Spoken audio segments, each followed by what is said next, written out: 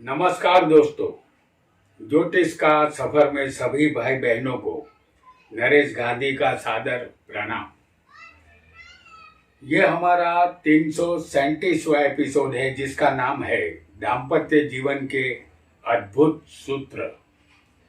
हमारे प्राचीन ऋषि मुनियों ने ज्योतिष की रचना ही नहीं की थी, बल्कि ज्योतिष संबंधित कुछ ऐसे सूत्र भी निर्माण किए थे जिससे कुंडली देखने पर तत्काल पता चल जाता था कि पति पत्नी का दाम्पत्य जीवन सुखी है या दुखी है। जब ज्योतिष शास्त्र की रचना हुई होगी तब युग और था और आज का युग कुछ और है। फिर भी उन ऋषि मुनियों के सूत्र किसी भी कुंडली पर लागू करते हैं तो वह बिल्कुल सटीक और सही पाए जाते हैं। यह कमाल ज्योतिष के रचयिताओं का था। यह शास्त्र सबसे पहले ब्रह्मा ने रचा था। हमारे चारों वेद के रचनाकार ब्रह्मा थे। उन वेदों में ज्योतिष शास्त्र और ग्रह नक्षत्रों का उल्लेख हुआ है। उसके बाद यह ज्योतिष का ज्ञान ब्रह्मा ने सूर्य को दिया और सूर्य से हनुमान को मिला। उसके बाद युग बदलते रहे। फिर यह ज्ञान पराशर, मंत्रेश्वर, वराहमिहिर, यवनाचार्य जैसे ऋषियों से ज्ञान आज के युग में हम तक पहुंचा है। बदलते युग के साथ ज्योतिष का विकास होता रहा और आगे भी होता रहेगा। आज इस एपिसोड में हम कुछ अद्भुत सूत्रों को जानेंगे जो कुंडली देखने में सहायक साबित होंगे। आइए जानते हैं उन सूत्रों को जो दाम्पत्य जीवन का राज खोल देते हैं।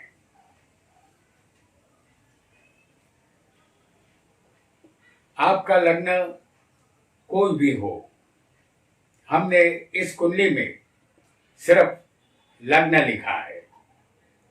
आपके सामने हम वृश्चिक लग्न की उदाहरण कुंडली ला रहे हैं। मंगल इस कुंडली में तुला राशि में होगा।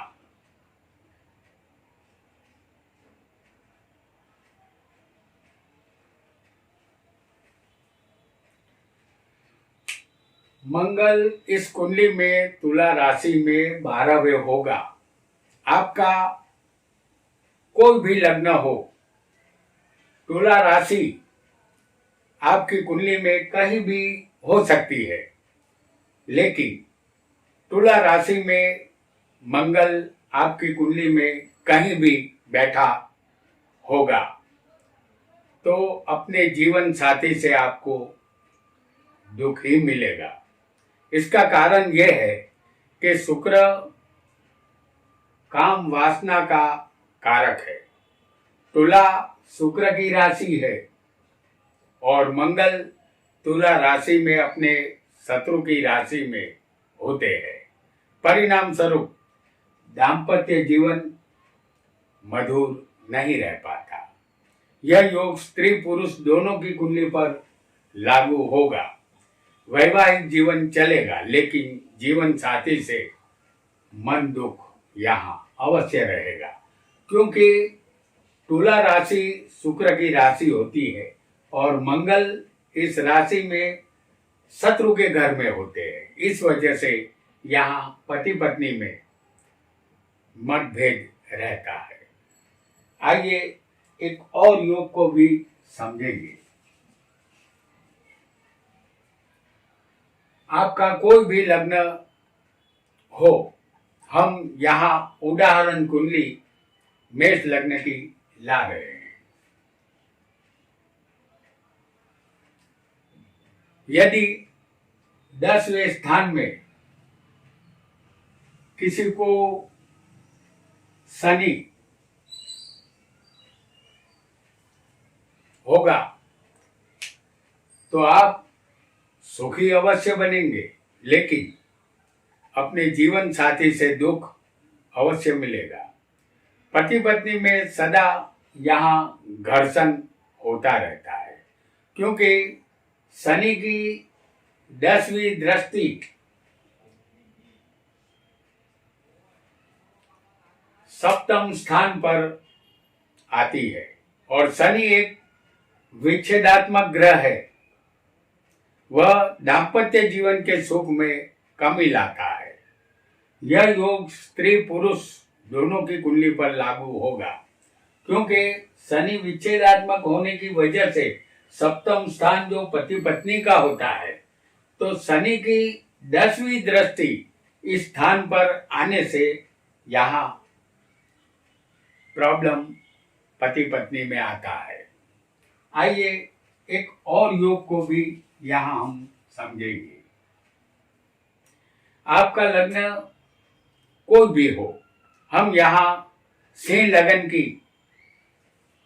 कुंडली आपके सामने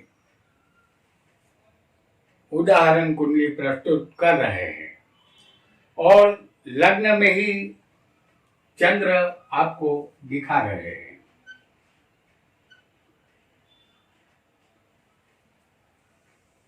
आपकी कुंडली में चंद्र कहीं भी बैठा हो सकता है। चंद्र से गिनने पर 7वें यदि किसी की कुंडली में शनि होगा तो पति या पत्नी अपना जीवन कलेशमयी गुजारते हैं। उनके जीवन में शांति नहीं होती। कोई न कोई बहाना आपस में लड़ने का यह ढूंढ लेते हैं। इसका कारण यह है कि शनि और चंद्र आपस में शत्रु होते हैं। आपका चंद्र कहीं भी हो सकता है। वहां से गिनने पर शनि 7वें होना चाहिए, क्योंकि चंद्र और शनि आपस में शत्रु है। चंद्र हमारा मन है और शनि दुख है। यह दोनों आमने सामने होते हैं तो मानसिक शांति कहाँ से मिलेगी। वैवाहिक जीवन यहाँ दुखी रहता है। यह योग स्त्री पुरुष दोनों की कुंडली पर लागू होगा, क्योंकि चंद्र हमारा मन है, शनि दुख है, तो यहाँ मानसिक शांति कहाँ से मिलेगी। आइए एक और योग को भी हम समझेंगे। उदाहरण कुंडली हम तुला लग्न की पेश करते हैं। ये तुला लग्न की कुंडली है। आपका लग्न कोई भी हो सकता है। यदि आपकी कुंडली में सूर्य सप्तम स्थान में होगा, जैसे हम यहाँ आपको दिखा रहे हैं सूर्य को सप्तम स्थान में,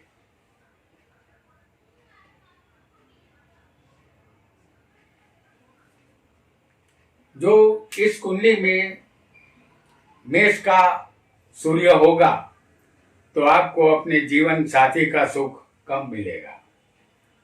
यहाँ का सूर्य जीवन साथी का त्याग करवा देता है। पति हो या पत्नी, यहाँ एक दूसरे का वियोग होता है। यह सूर्य सरकार की तरफ पति पत्नी को ले जाता है, यानी यह सूर्य डिवोर्स का रास्ता दिखाता है। यह योग स्त्री पुरुष दोनों की कुंडली पर लागू होगा, क्योंकि सूर्य सुबह पूर्व से निकलता है और सप्तम में अस्त हो जाता है, तो यहाँ का सूर्य अच्छा नहीं माना जाता। पति पत्नी के सुख में ये सूर्य कमी लाता है। आइए एक और योग को भी यहाँ हम समझेंगे। फिर एक बार हम आपके सामने मेष लग्न की कुंडली उदाहरण कुंडली लाएंगे। 8वें यहाँ वृश्चिक राशि में शुक्र मंगल होंगे। अष्टम स्थान में यहाँ पर वृश्चिक राशि आएगी और शुक्र मंगल अष्टम में बैठे होंगे। आपका लग्न कोई भी हो, 8वें शुक्र मंगल होने चाहिए। यदि ऐसी युति 8वें होगी तो आप अपने जीवन साथी से वफादारी नहीं कर पाएंगे। वफादारी का मूल्य आपकी नजर में कुछ भी नहीं होगा, क्योंकि 8वां स्थान हमारे शरीर का गुप्त भाग होता है। इस स्थान में शुक्र मंगल कामी बनाते हैं, क्योंकि शुक्र पेट्रोल है तो मंगल आग है। यह योग वासना को भड़काता है। यहाँ कभी न बुझने वाली आग भड़कती रहती है। इसीलिए पति पत्नी एक दूसरे से वफादार नहीं रह पाते। यह योग पुरुष और स्त्री दोनों की कुंडली पर लागू होगा, क्योंकि शुक्र मंगल कभी न बुझने वाली आग है और 8वां स्थान स्त्री पुरुष के गुप्त अंग का होता है। आइए एक और योग को भी यहाँ पर हम समझेंगे। मेष लग्न की उदाहरण कुंडली फिर एक बार हम आपके सामने ला रहे हैं। राहु मंगल 12वें होंगे, तो 12वें स्थान में जो राशि आएगी वो होगी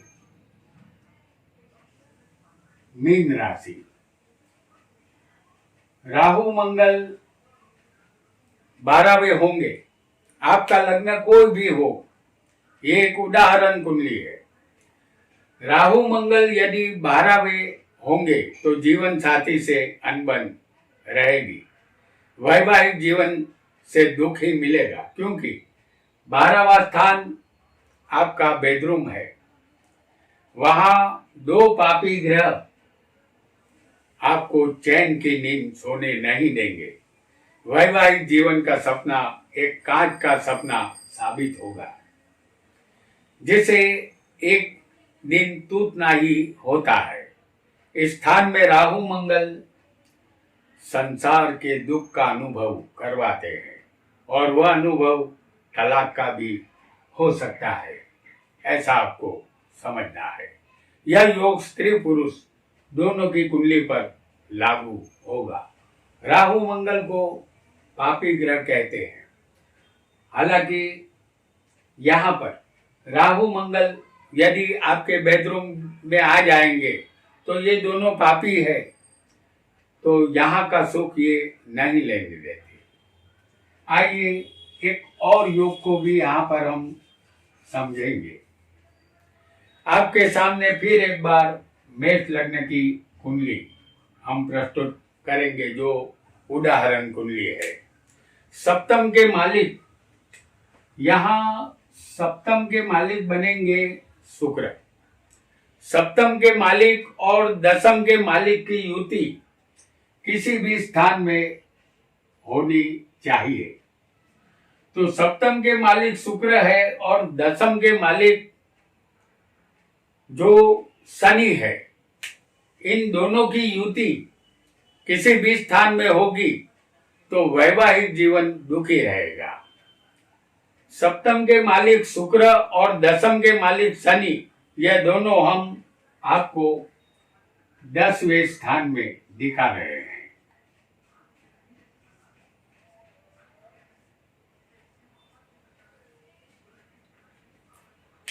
ऐसी युति जो सप्तम के मालिक और दशम के मालिक शुक्र शनि इस कुंडली में बनते हैं, ये एक उदाहरण कुंडली है। हमने मेष लगन की कुंडली आपको दिखाई है, जबकि ये सप्तम और दशम के मालिक की युति किसी भी स्थान में हो सकती है। ऐसी युति वैवाहिक जीवन को दुखी करती है। इस युति पर यदि गुरु की दृष्टि होगी तो आप सुखी बनेंगे। जैसे समझ लीजिए कि गुरु आपको चौथे बैठा हो, कर्क राशि का, ये उच्च का गुरु हुआ, तो गुरु की दृष्टि यदि इस युति पर होगी तो आप सुखी बनेंगे। दृष्टि नहीं होगी तो जीवन दुखी रहेगा। यह योग स्त्री पुरुष दोनों की कुंडली पर लागू होगा, ऐसा आपको समझना है। आइए एक और योग को भी यहाँ पर हम समझेंगे। आपके सामने हम ला रहे हैं मकर लग्न की कुंडली। यह मकर लग्न की कुंडली है। सप्तम के मालिक के साथ, जैसे यहाँ सप्तम के मालिक होंगे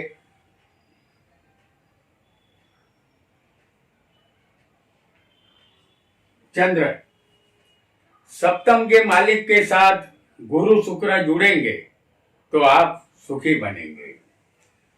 इस कुंडली में सप्तमेश चंद्र है जो गुरु और शुक्र के साथ 10वें होंगे। जैसे सप्तम के मालिक के साथ गुरु और शुक्र